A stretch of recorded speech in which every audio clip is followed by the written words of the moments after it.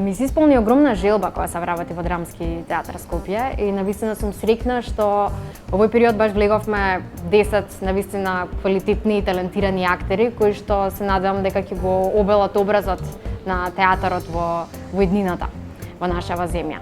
И навистина се радувам што еве не знам, јас сум пример дека чекав некои 10 години од моето дипломирање со дека ми се случи ова. Но од друга страна сметам дека баш и тоа има некоја друга придобивка бидејќи влегувам во тој ансамбл со една поинаква патина внатре. Секако дека созревам, не би можела конкретно да издвојам некоја улога што не знам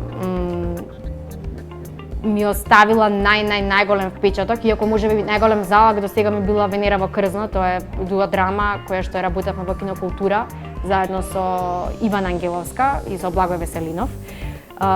Јас навистина сметам дека секоја улога мене ме обликува и ме прави подобар човек.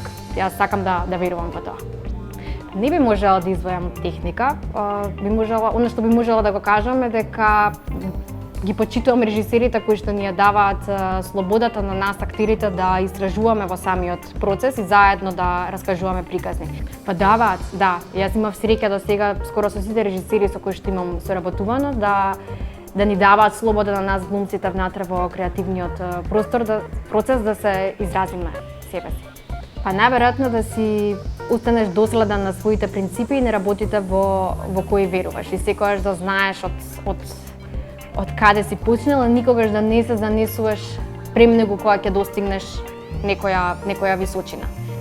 Пред се екипата која што искрено верува во тој процес, бидејќи доколку има само еден човек кој не верува во тоа, знаат работите некогаш да се срушат, бидејќи театарот пред се е колективен чин и навистина е битно сите да функционираме внатре како едно. Во моментов работиме на нова представа која што се вика Парови. Ќе биде праизведба на текст на Ана Ристовска и во режија на Ивана Ангеловска.